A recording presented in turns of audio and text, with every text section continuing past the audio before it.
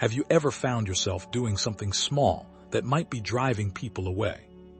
As we grow older, we accumulate wisdom, experiences, and often develop a deeper understanding of what truly matters in life. However, some habits we adopt over the years can quietly undermine our relationships, dignity, and happiness. These are the kinds of things that no one wants to bring up for fear of offending us. But that silence allows these habits to persist for years, even decades. In this video, we're going to illuminate these behaviors in a gentle and honest way. Our aim is not to shame you, but rather to empower you. We'll explore 7 habits that many seniors carry with them into their interactions. Often, these habits are so ingrained that we may not even notice when they occur. They're not loud or harsh. In fact, many stem from good intentions. But if left unchecked, they can create barriers to connection and growth.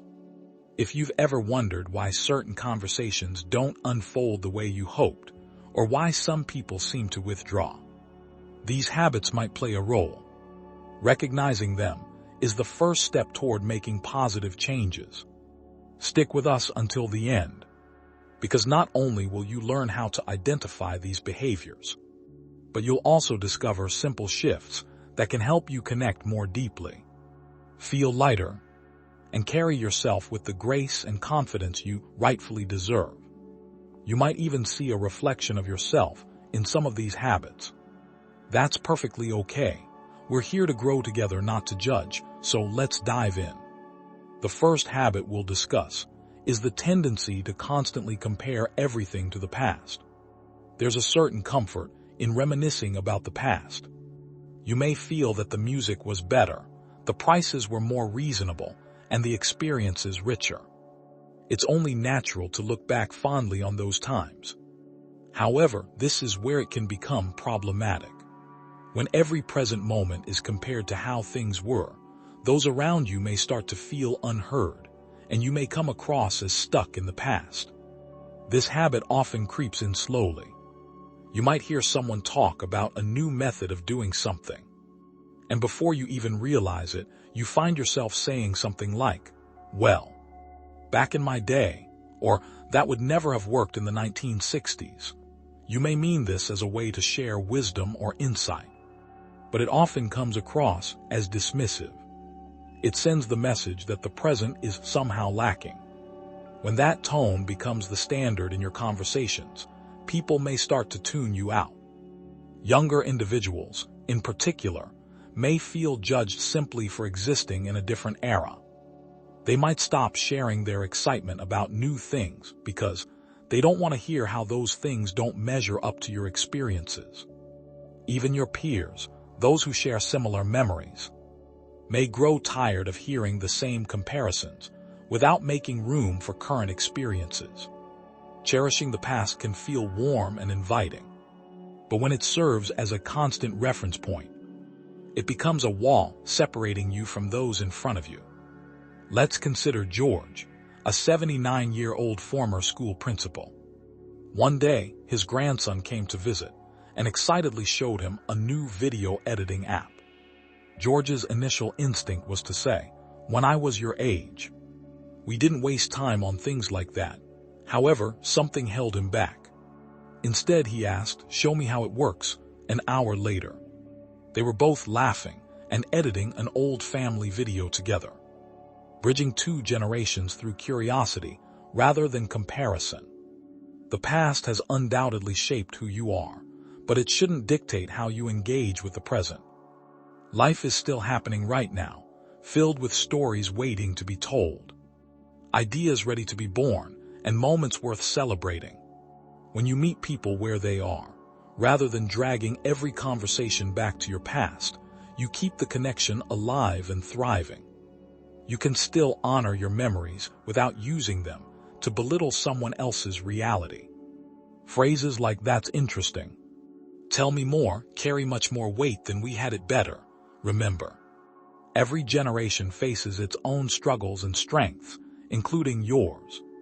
So let your nostalgia be a bridge that invites connection rather than a barrier that isolates. Next, we'll look at the habit of constantly discussing health issues. This often starts with a small comment, like mentioning that your back is acting up again, or sharing news about a new medication or a recent doctor's visit. These are perfectly natural things to discuss, especially when catching up with someone close. However, over time, some individuals may find themselves falling into a pattern where nearly every conversation revolves around their ailments, what hurts, what's broken, and what's wrong. Here's the issue. When conversations become dominated by health concerns, especially in casual settings, it can unintentionally make others feel uncomfortable, overwhelmed, or even helpless. While they may care deeply about you, they often don't know how to respond. And when they feel powerless to help, they may begin to distance themselves, not out of malice, but out of emotional fatigue. It's essential to be honest about what you're going through, but it's equally important to check in with yourself. Ask, is this something I need to share? Or is it just a habit I've developed? There's a significant difference between expressing pain and allowing it to define your identity. If your self-image becomes too intertwined with your health issues, it can start to shape how others perceive you and how you view yourself. Remember, you are more than your ailments. You are more than a list of symptoms. Those who care about you want to see you as a whole person, not just as someone grappling with health challenges. Connection thrives on shared laughter, stories, and curiosity, not merely updates on blood pressure or joint pain. Of course, your health is important, and your challenges are valid. But when those issues dominate every interaction, the space for joy and lightness diminishes. Take Alice, for instance, an 80-year-old woman who is sharp as a tack. One day she jokingly remarked, "My knees talk louder than I do these days." However, she realized after yet another lunch conversation with her daughter that she hadn't asked a single question about her daughter's life. Instead, the entire conversation had revolved around her arthritis and digestion. It wasn't intentional, but it had become a constant theme. Alice decided to make a small change. She still shared her experiences, but made it a point to check in with others first. As a result, her relationships became warmer and she felt lighter too. Sharing your struggles isn't the problem. It's when that becomes the only lens through which you view the world. You deserve to be seen as someone with wisdom, humor, ideas, and dreams still unfolding. The next time you find yourself in a conversation, take a moment to ask about the other person. Share a memory, offer a thought about something beyond your own aches. Let your health be part of your story, not the entirety of it. If you're enjoying this video and finding these insights helpful, please comment number 2 below to let me know you're here. And if you haven't subscribed yet, I recommend doing so and turning on notifications so you don't miss any future videos. Your support helps us continue creating valuable content to inform and inspire you. Now let's move on. The third habit we'll explore is the tendency to say, "I already know." There's a moment that often occurs in conversations, especially between generations, that can shut down dialogue before it even begins. Someone starts to share a story, a fact, or a lesson, and before they can finish, the senior listener responds with, "Oh, I already know that," while this may seem innocent or even true. Given the wealth of knowledge you've accumulated over the years, this phrase can be a quiet conversation killer. It signals to the speaker that there's no room for their voice, making them feel that their thoughts, experiences, and stories are not valued. Over time, this can lead to them withdrawing from conversations altogether. They may feel like they're walking on eggshells or retreating entirely, not because they don't care about you, but because they feel dismissed, even if that wasn't your intention. It's easy to slip into this habit without meaning any harm. You want to demonstrate that you're still sharp, alert, and mentally active. But the truth is, the most insightful people are those who remain curious and make space for others. rather than simply making statements. Think of conversation as a dance rather than a lecture. Even if you're familiar with the song being played, the person sharing is offering you a chance to hear it through their unique perspective. Sometimes, it's less about the information being conveyed and more about the connection being fostered. Take Sam, a 76-year-old retired firefighter. One day, his grandson excitedly recounted a history lesson he had just learned, something Sam was already familiar with. Instead of brushing it off, Sam leaned in and said, "Tell me what you learned." That simple sentence opened the door to an engaging conversation that lasted an hour, deepening their bond in a way that no correction ever could. You don't have to pretend you don't know something, but you can express genuine interest by saying, "That's interesting," or "What made you think about that?" This approach invites connection and shows that what matters is not just what you know, but who you're listening to. After all, no one ever felt loved by being told they were wrong to speak. People feel loved when their words are received by an open heart, not just a full mind. Next, let's address the habit of dismissing new ideas or technology. We've all heard the stereotypes. Older people can't use smartphones, resist change, and think the world is moving too fast. However, these are merely stereotypes, and the more we buy into them, the more we begin to embody them. This habit of dismissing new ideas or technology can quietly trap us. It usually starts small: a new phone feature, a self-checkout at the grocery store, or an unfamiliar app someone mentions. The instinct kicks in: "I don't need that, that's for kids. I've managed just fine without it." On the surface, this may seem like confidence, but underneath, it often reflects a defense mechanism against feeling lost or left behind. There's no shame in not knowing how something works. But when we turn that discomfort into outright rejection, we do two things. We stop growing, and we isolate ourselves from those around us, especially younger individuals who use these tools in their daily lives. Imagine being at a family dinner where everyone is laughing about something shared in a group chat that you're not a part of because you find group chats too complicated. Or a friend sends you a link to register for an event, but you dismiss it with, "I don't do things online."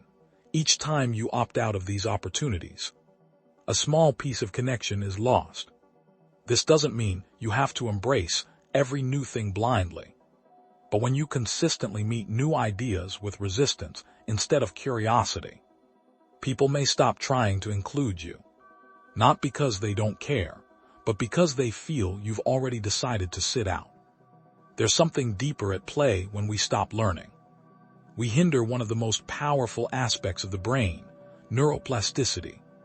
Research shows that older adults who remain open to learning new skills, even simple ones, tend to maintain sharper cognitive function, improved moods, and more fulfilling social lives. Consider Linda, a 72-year-old who had never used a tablet before her granddaughter gifted her one. Initially, she scoffed at the idea, asking, "What would I do with this?" However, she decided to give it a try. Now every morning, she reads the news on her tablet, video chats with friends across the country, and even watches classic films with subtitles. "I didn't think I needed it," she said, "but I didn't realize how much more connected I could feel."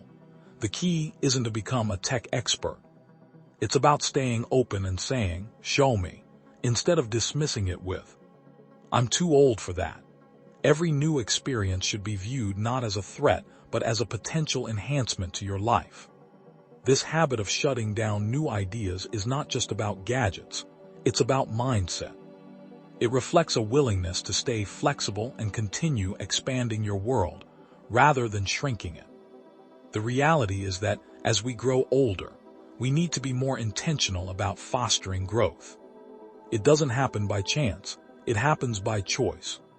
Choosing curiosity over judgment is one of the clearest indicators of emotional maturity. It tells those around you, especially younger individuals, that you're not just wise. You're also engaged and eager to learn. If you're still watching this video and finding these insights valuable, please comment number 4 below to let me know you're here. And if you haven't subscribed yet, now's a great time to do so and turn on the bell notification so you don't miss any upcoming videos. Your support is vital for us to continue creating meaningful content to inform and inspire you. Now, let's move on to the 5th habit, oversharing personal details with strangers. There's a fine line between being open and being overwhelming, and as we age, that line can start to blur without us realizing. You might strike up a conversation with someone in line at the pharmacy or sit next to a new face at a church gathering. And before you know it, you've shared your entire medical history, family conflicts, and the complete account of your neighbor's recent divorce, all within just a few minutes. There's nothing wrong with being friendly.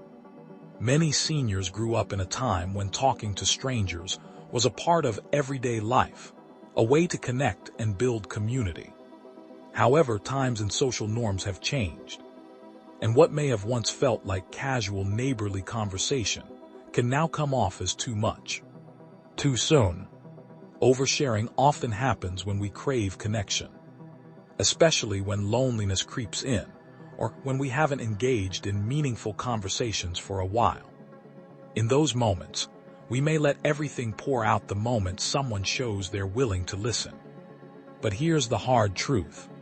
This kind of emotional dumping can leave others feeling caught off guard or even uncomfortable, particularly if the relationship isn't strong enough to bear that weight. It's not that your stories don't matter, because they absolutely do, but it's about the how and when of sharing them that makes a difference. Consider Tom, a 74-year-old who struck up a conversation with a younger man at the gym.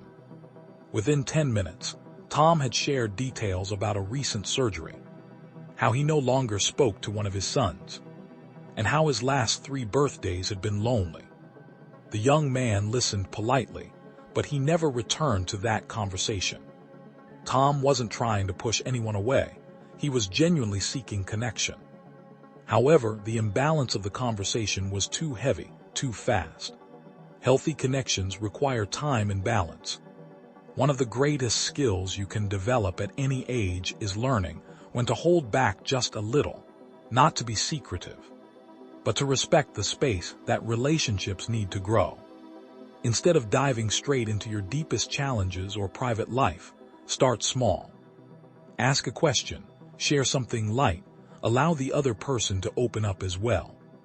This creates a rhythm of exchange rather than a one-sided monologue. You don't have to become guarded or inauthentic. Quite the opposite is true.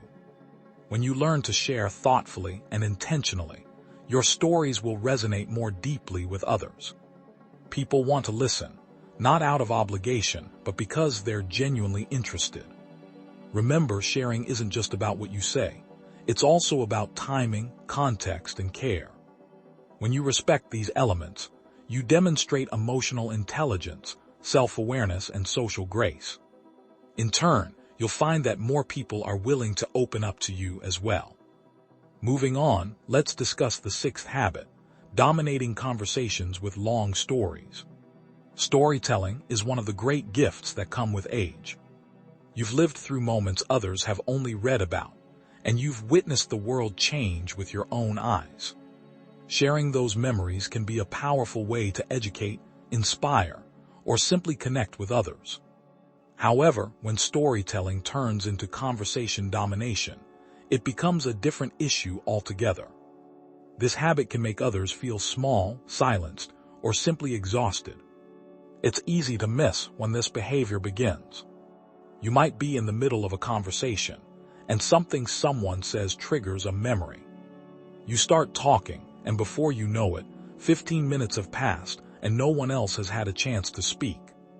The smiles may remain polite, and the nods may be automatic, but the energy in the room has shifted.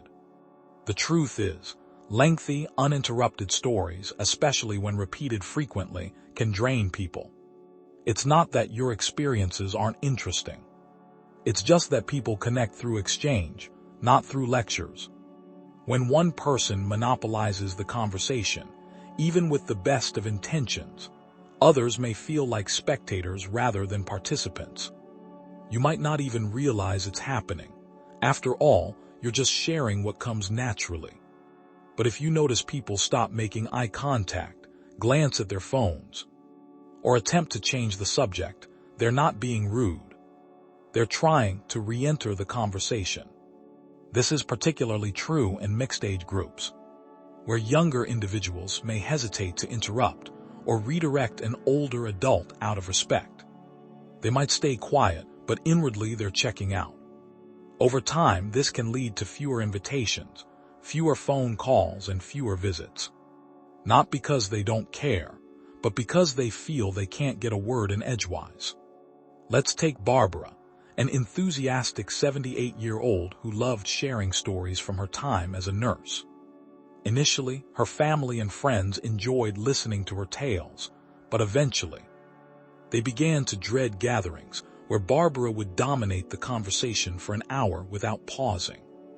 One day her daughter gently said, "Mom, I love your stories, but I miss talking with you, not just listening to you."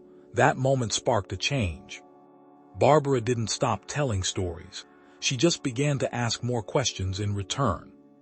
The conversations that followed became richer, more mutual, and more alive. The key isn't to stop sharing altogether. It's about learning to listen for cues. Pay attention to body language. Notice when someone else wants to contribute. When you tell a story, keep it concise and allow space for others to respond or share their thoughts. There's wisdom in knowing when to speak, but there's also power in knowing when to pause. Conversation is like music. It's not just the notes played, but the spaces between them that create beauty. By creating that space, others will feel more inclined to join in, not out of obligation, but because they finally feel welcomed.